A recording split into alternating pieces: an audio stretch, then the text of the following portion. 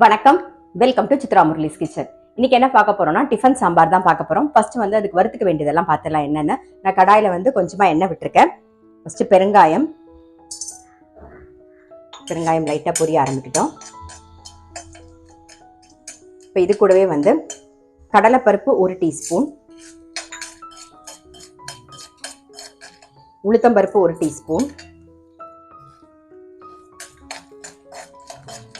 துவரம்பருப்பு 1 டீஸ்பூன்,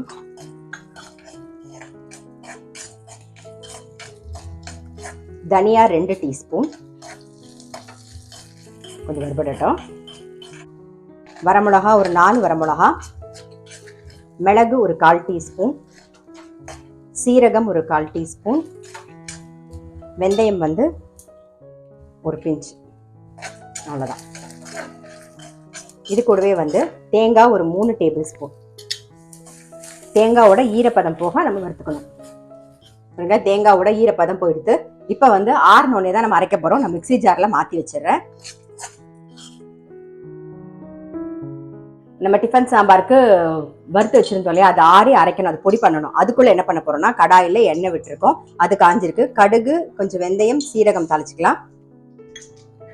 அப்புறம் ஒரே ஒரு பச்சை மிளகா கீரி வச்சிருக்கேன். அதே மாதிரி சின்ன வெங்காயம் ஒரு 10 சின்ன வெங்காயம், ஒரு சின்ன சைஸ்ல பெரிய வெங்காயம் கட் பண்ணி வச்சிருக்கேன். இப்போ இதெல்லாம் சேர்த்துடலாம். நம்ம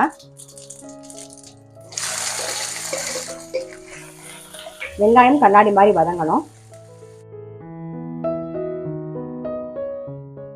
வெங்காயம் கண்ணாடி மாதிரி வதங்கிடுது. ஒரு 2 தக்காளி, கொஞ்சம் கருவேப்பிலை கட் பண்ணி வச்சிருக்கேன், அதையும் சேர்த்துக்கலாம்.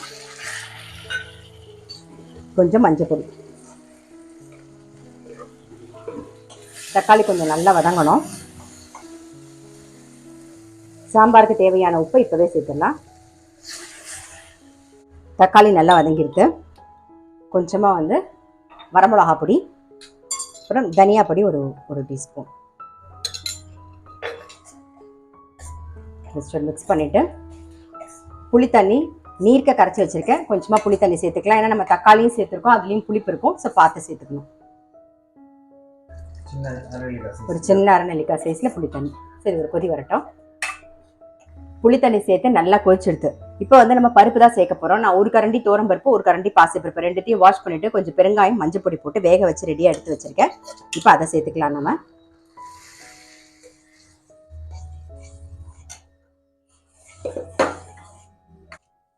பருப்பும் சேர்த்தாச்சு. இப்போ வந்து நம்ம வறுத்து பொடி பண்ணோம் இல்லையா, ஸோ அந்த பொடி சேர்த்துக்கலாம்.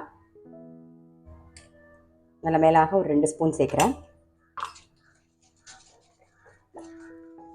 பொடி சேர்த்து நல்லா கொதிச்செடுத்து இப்போ மேலாக கொத்தமல்லி போட்டுடலாம். கொத்தமல்லி நிறைய போட்டால் டிஃபன் சாம்பாருக்கு எப்பயுமே நல்லா டேஸ்டா இருக்கும். கொத்தமல்லியோட மேலாக ஒரே ஒரு ஸ்பூன் நம்ம நெய்யும் விட்டுக்கலாம்.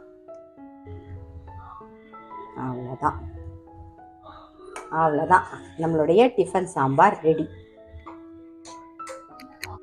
நம்மளுடைய டிஃபன் சாம்பார் ரெடி. இது வந்து இட்லி, தோசை, பொங்கல், வடை எல்லாத்துக்கும் ரொம்ப ரொம்ப சூப்பராக இருக்கும். நல்ல சுட சுட வடையை பண்ணிட்டு மேலாக இந்த சாம்பாரை ஊற்றி சாப்பிட்டீங்கன்னு சாம்பார் வடை ரெடி. அப்படியே மேலே கொஞ்சம் வெங்காயமும் போட்டு கொஞ்சம் கொத்தமல்லியும் போட்டு சாப்பிட்டா சூப்பராக இருக்கும்.